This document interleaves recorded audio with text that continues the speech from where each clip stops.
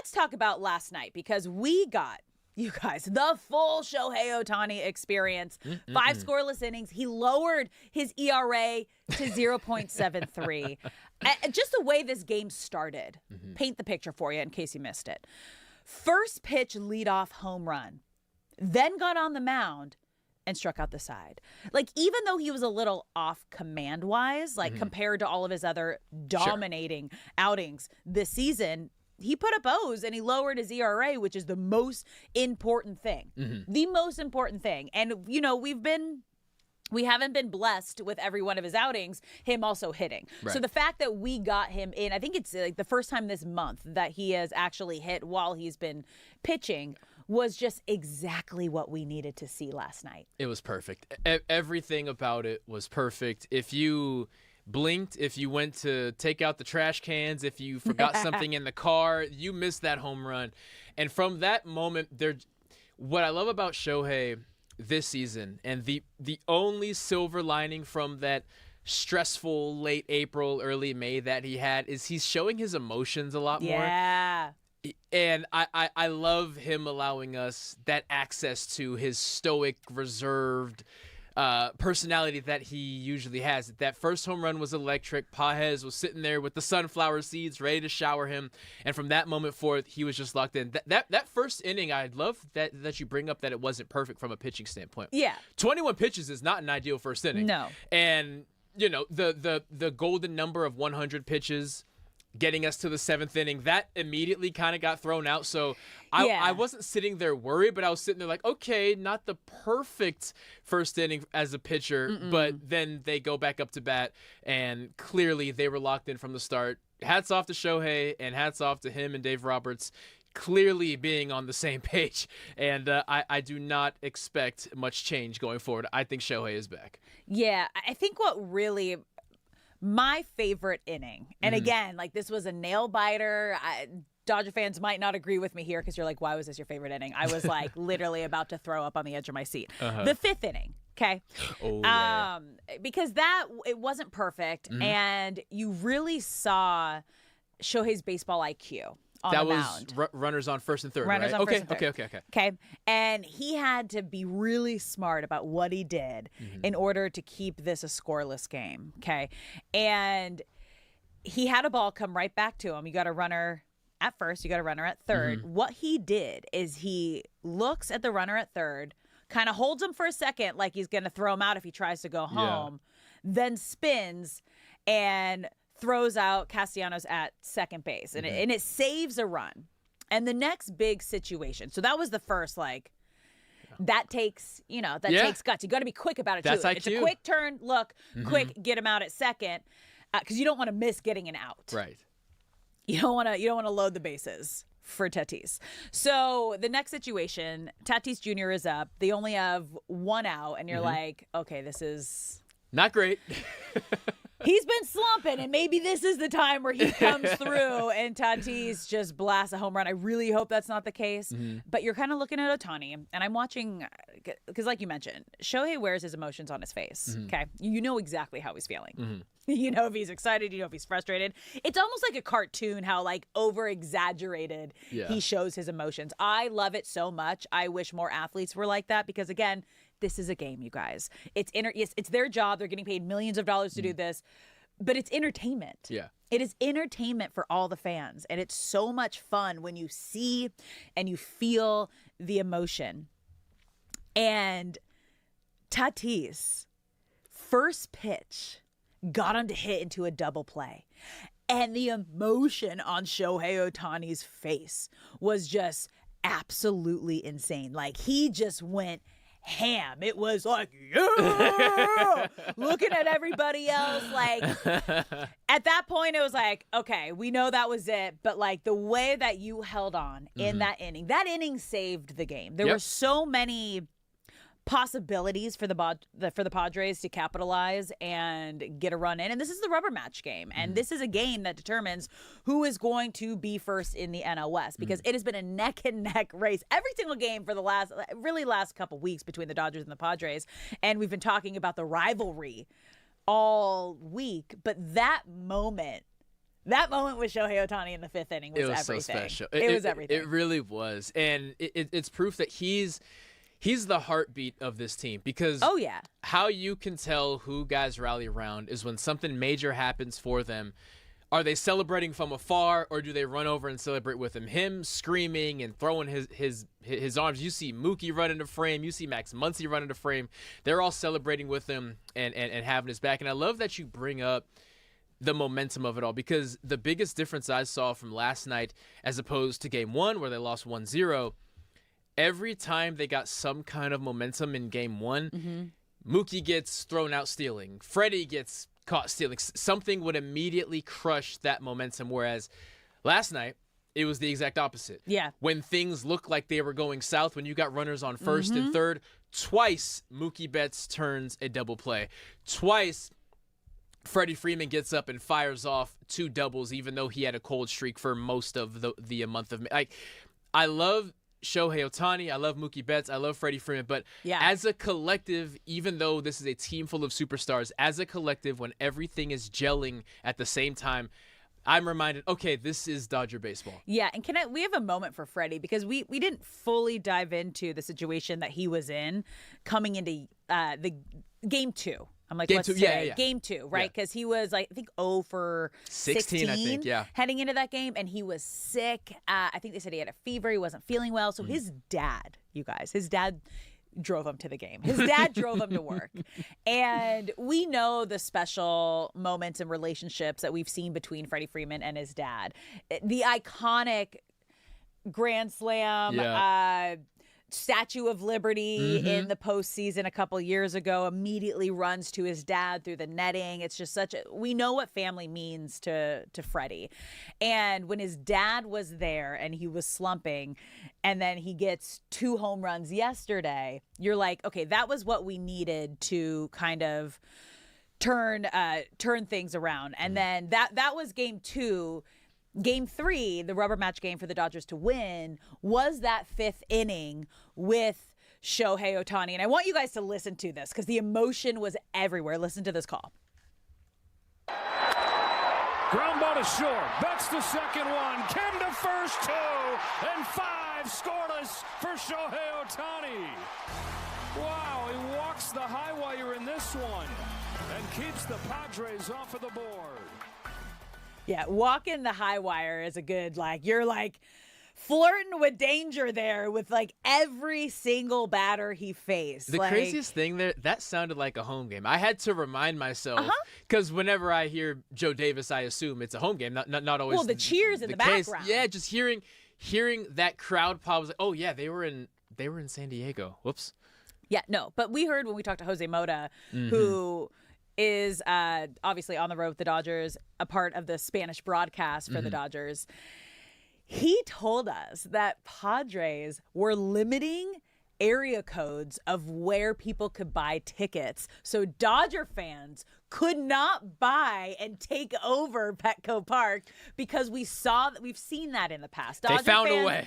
Dodger fans run deep. They travel well. And obviously a lot of LA people and Dodger fans live down in San Diego. I went to San Diego State. There's a lot of LA people down there. And so they take over Petco Park. Yes. And so the Padres, to avoid that, limited where fans could buy tickets from based on their area code. They're petty, but not petty enough. You know what? Not mad about it, because even though they did that, Jose said it still felt kind of like a 50-50 split between Padres fans and Dodgers fans. So that was a fun little gift of a series that we got from the Dodgers and the Padres. And my biggest takeaway from that, because when we were talking about the Freeway Series and what we saw with the Dodgers and Angels was, okay, the Dodgers are back. But then it was like, yeah, but can they keep this going against a real competitive team? And the real competitive team and the real test are their division rivals. And one of their biggest rivals right now in the National League, which are the Padres. Game 1, tough. Tough. Bats just, once again, could not take advantage of runners in scoring position. Right. Game 2, Bats woke up. Again, wasn't a pretty win, but kind of did. Long day for Sheehan, but the bullpen held their own. Yeah. Well, and then also taking advantage of opportunities. Offensively, absolutely. Yeah. And then game 3 last night, Otani just absolutely, once again, back to being that two-way player that we all know and love, that is changing the game of baseball, like that is just creating his own his own legacy and his own history within Major League Baseball. Yeah. So I guess now that we've seen, this is the first game this month that he's back to being like the two-way on days that he is pitching, does this need to happen moving forward? Does he need to be hitting every time he's pitching now moving forward from what we saw yesterday? I say yes. I look ahead at the schedule. You have a mean Brewers team who the Dodgers, due to timing, won't face their ace or their second best pitcher. So you're looking at that series saying, we may not be facing their best, but if we don't bring it, the Brewers are going to get they're going to get the best of you. Yeah. Then you have the Rockies. On paper, that should not be a difficult series. Then you got the Phillies. Phillies are always in the playoffs for a reason. Phillies have come alive since the change at the manager position. The Phillies are going to be no joke. Then you got the D-backs, the Angels, and the Pirates, the White Sox, and really for the next 50 or so games until they face the Padres again, 30 or so games until they face the Padres again, games that should be manageable. I say that to say, for the they should win. Yeah, for the first third of the season, they face the toughest series that they're going to face. So you let Shohei go out there and swing, and even if it gets cold again, you would rather. You would rather have him work through it. I feel like Dave Roberts had to make a decision because he knew the tough series that were lying ahead. Whereas when you have 30 games of teams that on a bad day you should be able to get through, Shohei, you're cold. It doesn't matter. This is what we're doing. Let's see what we got for the next 30 games, and this is what the schedule is going to be for the next month and a half. Yeah, I think it's really great that they have an off day. You travel right after the game, so they should be in Milwaukee. The last series of this road trip before they're home to play the Rockies and the Phillies, as you mentioned. Otani is so hot right now. He is 13 for his last 24 at-bats. And let's just relive that moment that started the game yesterday, jumping on the first pitch of the game. And here we go. First pitch from Randy Vasquez is swung on, hit in the air to deep right center field. Merrill is back at the wall. He will leap, and it is gone. Home run for Otani on the first pitch of the ball game. I got to tell you, I love a leadoff home run because that just sets the tone. It does. For the entire game, especially when you're on the road. Because, again, did you hear those cheers? Pretty loud. That sounded pretty close to being a game at Dodger Stadium. Not as loud, but it's close. I will say this. Of all the sports, if you were to measure what percentage of fans are in their seats by the time the game starts, the NBA is probably last place, but baseball is kind of second to last place because they play during the week, and that's a huge part of it. So whenever there's a leadoff home run, I always do feel for that dad who's dragging his kids because that was my dad. Soccer practice took too long. That was my dad. And he's like, Timmy, I told you we need to be on the road by 3:45, and they weren't, and they missed a Shohei home run because I'm telling you, we would listen to the first two innings in the car. We'd listen to Vin. We'd usually, like, my dad was great because we had like one of those premier parking spots, so it was like park, walk right in, you're in your seats within 10 minutes. But yeah, we were getting there in the third inning. And there's four kids and dad and mom. It's a lot. To be fair, when we were growing up, baseball games were like 4.5 hours. So you didn't need to be there for all 9 innings. Dude, when we were growing up, when I was covering the Angels, I think they averaged like 4.5 hour games, you guys. The pitch clock has been the best thing to happen to baseball in the last 10 years, besides Shohei Otani. Because Shohei Otani is the best thing to happen to baseball in the last decade. Is it a Dodger town or a Laker town? Whew, I guess it just depends on the year, huh, D-Fish? Because right now, dude, this is Dodger town, it seems like. And I love my Lakers more than just about anything, but this town seems to love them some Dodgers because that Shohei Otani is doing things that will never be done ever again. Then again, I say that right now. Maybe he is going to be the start of a new type of baseball player that can do absolutely everything. I'm just willing to believe, no, this is a one-of-a-kind unicorn because I've never seen anything to this caliber of a guy that can do what he can do on the mound and can do what he can do at the plate. For instance, yesterday, he pitched on the mound, 5 innings, scoreless. Oh, but let's just take a look and listen to the first pitch of the game last night. Loss in that fashion. And now in the finale, off we go with a towering drive on the first pitch. Did he get enough? Merrill can't get there. It's gone. First pitch of the game. The pitcher hits it out. That right there from Spectrum TV last night, Shohei Otani, first pitch of the game, goes ya right away, like it's nothing, 1-0 lead, and ladies and gentlemen, that's all a Shohei Otani in the year 2026 needs, because he goes out there and throws 5 scoreless innings, taking his ERA from 0.84, which was way too high for him, because now it's 7.9. 0.79 ERA. He's got the best ERA in the game by almost a full point at this point, and he's pitched over 55 innings. The man is... It's almost like a lazy thing. It's like, God, can you believe that Shohei can do that? But no, I still cannot believe that Shohei Otani can do all of these things, D-Fish. Why can't you believe it, bro? Because I've never seen anybody so good. But I've never. It's insane. It's just like, truly. I'm trying to think of. I can't think. I can come up with one. Like, what would be the basketball equivalent of a Shohei Otani? Because I have said in the past, it's like Shaq and Steph, but the same guy. But I don't even think that's doing this justice. Yeah, I mean, I don't know. I mean, there in basketball, I think there have been those guys that we felt like we'll never see this again, or he's one of one. But then there comes another one because of how it compounds, right? Like there are young kids watching him now that in 10 years, are going to come along, and he's creating that mold of baseball players that are going to want to do both. Mm-hmm. So eventually maybe you will have one more that can do all of these things. But I believe it. He's showing it to us. He has consistently done it. Is this the first time? Not the first time. We've obviously seen him pitch before, but like this is not new for him. Mm-hmm. This is not an accident. This is not coincidental. This is who the guy is. Yeah. And it comes from the hard work and the training and the belief in himself, etc. To the question you asked to start it about whose town it is, mm-hmm. The town goes to the winners. Fair. It does. Like, so, I mean, the Dodgers have won back-to-back titles. Yeah, it's a Lakers town, but the Dodgers are first now. Like, yeah, it's a Laker town, but it's a Dodger city. Yeah, I mean, it's that's just what it is. Like, mm-hmm. And you have to respect that. And I don't think anybody, even the guys on the Lakers, would disagree necessarily. Like, yeah, man, if we're pulling up to a restaurant, Mookie Betts and mm-hmm. Shohei and Freddie Freeman they should get a table before us. And they're probably tipping better. Of course, I'm mentioning that because there's rumors that Luka's not a great tipper. But listen, that's allegedly. Listen, I'm looking at this team and Shohei specifically.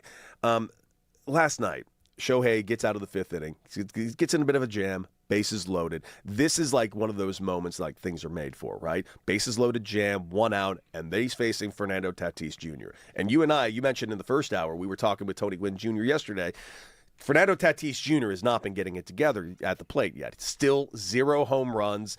And, Raj has been throwing out a couple of little facts about our guy down there in San Diego and Fernando Tatis Jr. It ain't a coincidence. Listen, as a guy that got drug tested a whole bunch when I played, a whole bunch, never failed one. You know why? Didn't take any of them drugs. I'm not saying that, Tatis Jr. full-on took those PEDs. He seemingly somewhat denied it, if I remembered it correctly.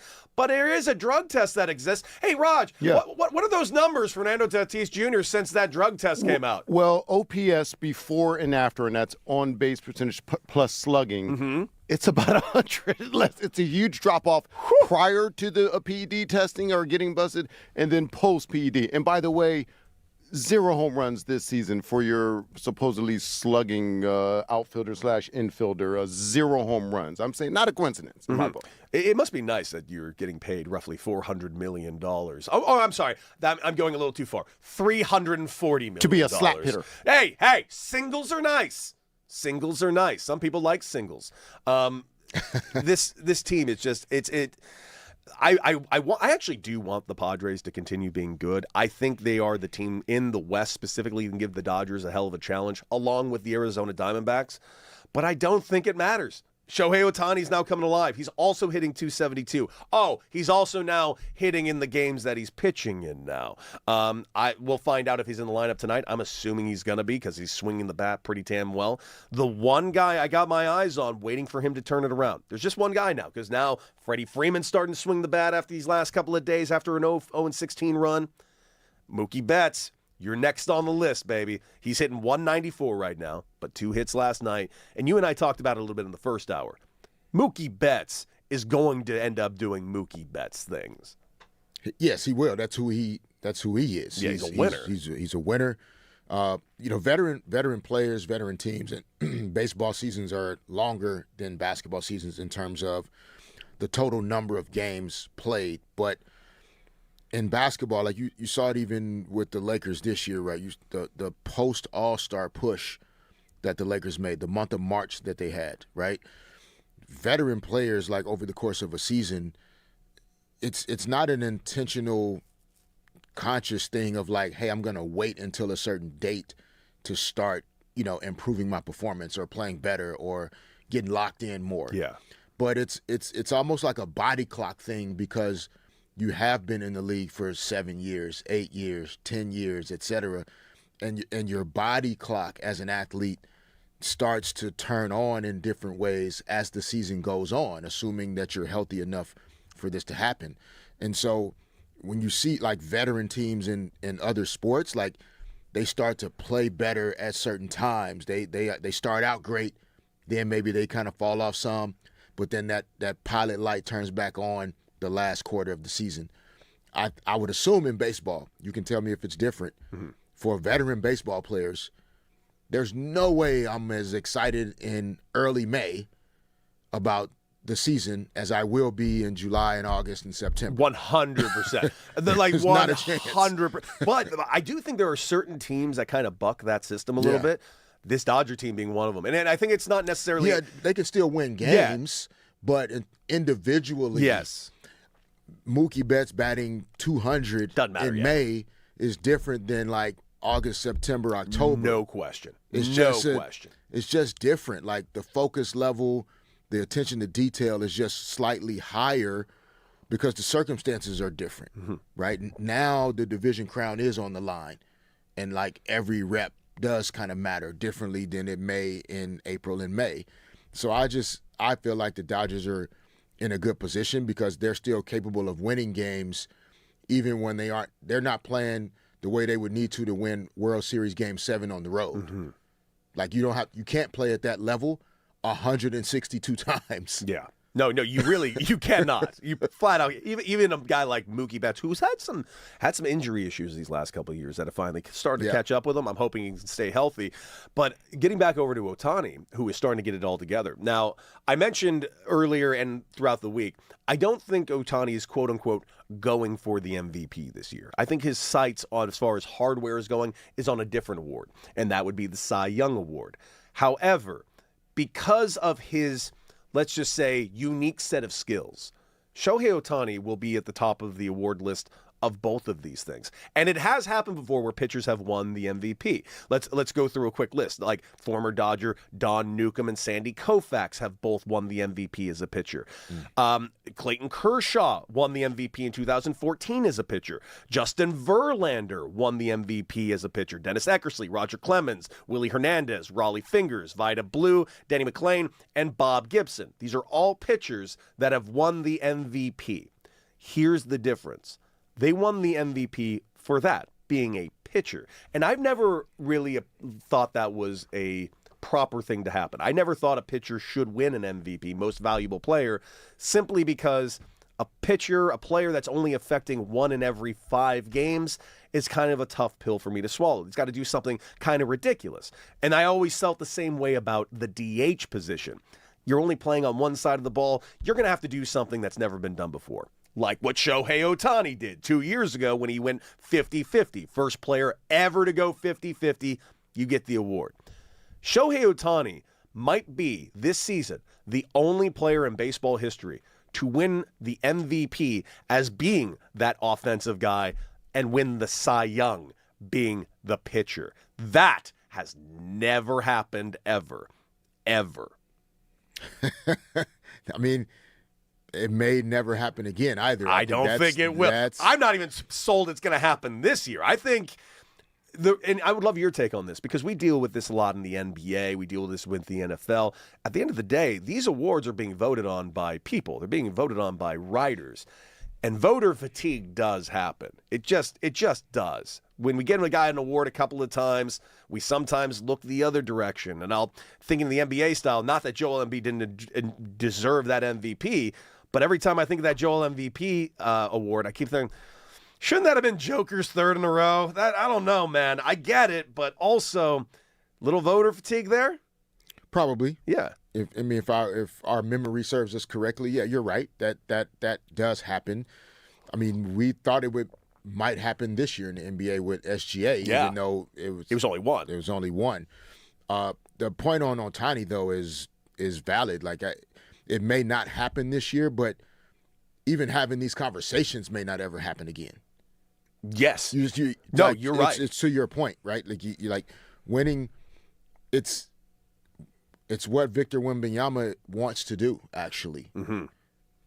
Now that I'm thinking about it, these are the types of conversations he's having with the Spurs. Like, he wants to win Defensive Player of the Year and MVP in the same season. Which, by the way, if there's a guy that can do it, his name's Victor Wembanyama. Right. And then, but what happens, though, is, like, the reason why sports are, why there's freaking a whole channel now to talk sports. You bet. Right here on 97.1 The Fan. Also, watch us on YouTube at The Fan LA. Nailed it. Good job, Cody. Oh, we're also Derek and Decker. I'm Cody Decker. That's Derek Fisher. He's very famous. It's so like many rings. It like inspires and motivates. It's aspirational. It's like you see people going through really difficult things to do and finding a way to kind of figure it out and battle through it and solve the problems. Wemby is 7'4". Not many people on earth are ever going to be that tall. Sure, we get it. Otani, not many people on earth are going to have the size, the power, the strength. But, like, there are young people, adults, still watching these guys make a decision that they want to be the greatest in the world at something and then go out and do it.